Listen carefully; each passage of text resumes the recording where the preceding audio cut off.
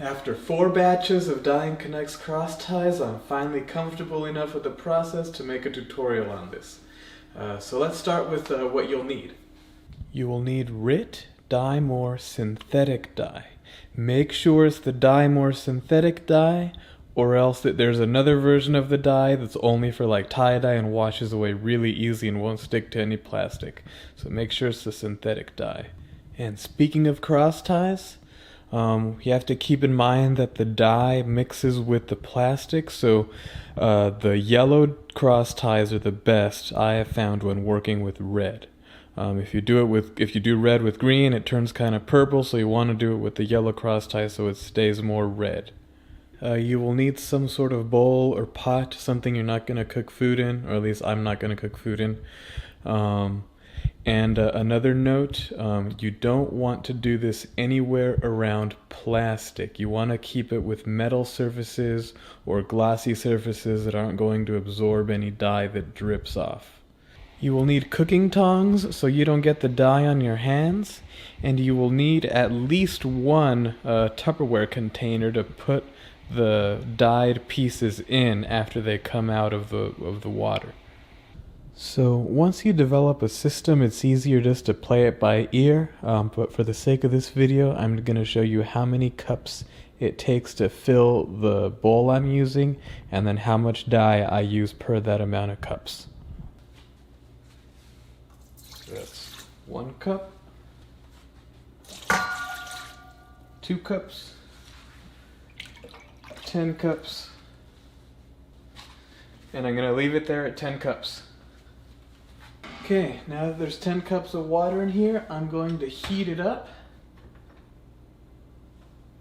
And as it's heating up, I'm going to put the dye, 1 whole bottle of dye in here.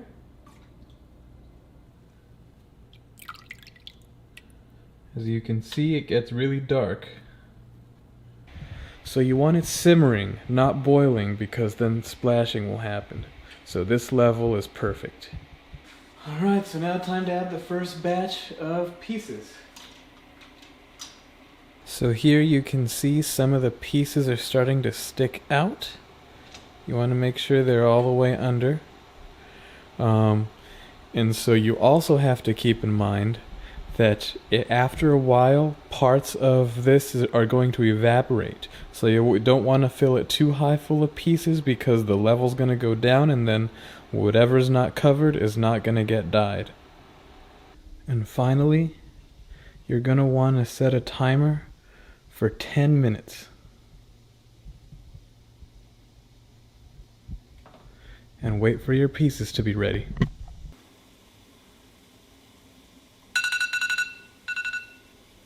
Alright, time to take the pieces out.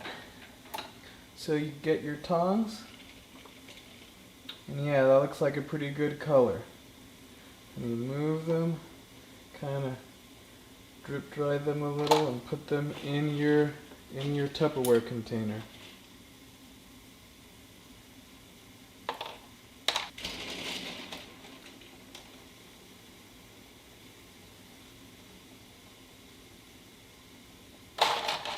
If you can tell, they're still wet. The pieces are still wet, and they're dripping at the bottom of the Tupperware. So you need to rinse them off to get all the excess dye off.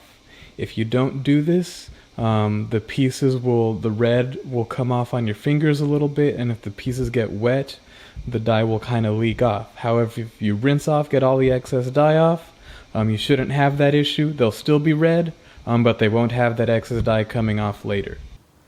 And quick note, I am comfortable pouring diluted dye down the drain per the back of the dye itself, which says it is safe for sewage and septic systems.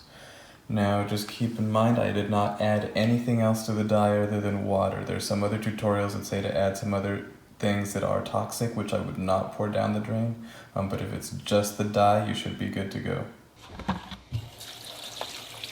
So here, usually it takes about 3 times of rinsing them off to get all the red out, or the excess dye out. So as you can see, the water is turning a little bit red, or a lot red, So then what I do is I put the lid on and then just let it go. And I do it again. And it'll turn less red this time. See, it's a lot less red. You can tell the excess dye, most of it's come off. But you can still see it's a little pink now. And then you do it one more time just to get rid of all that extra dye.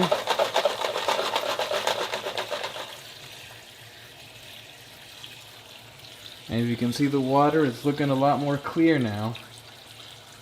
We've gotten rid of all that extra dye. See? Water's looking pretty clear.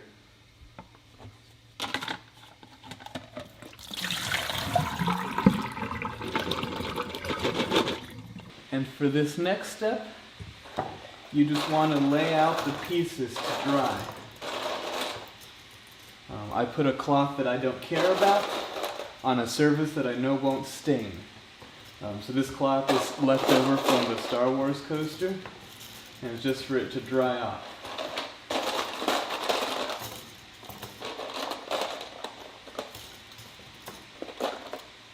And the only reason I'm comfortable using my hands now is because I've already taken all the excess dye off. Otherwise my hands would get really red really fast. So just spread them around there, give them more air to dry off, and you're good to go. Leave them there overnight to dry, and then we'll pick them up later. So it's morning now. The pieces have had time to dry off, and as you can see, I dyed a lot more. One more rule of thumb I want to tell you about.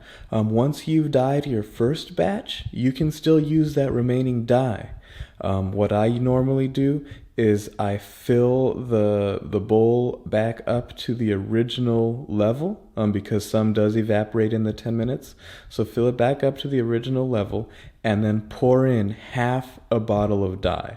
So basically you get two batches for the price of 1.5 bottles of the dye. So that's my rule of thumb for how much. And now, time to put the pieces into the bags they came in and take them to my Magnum coaster.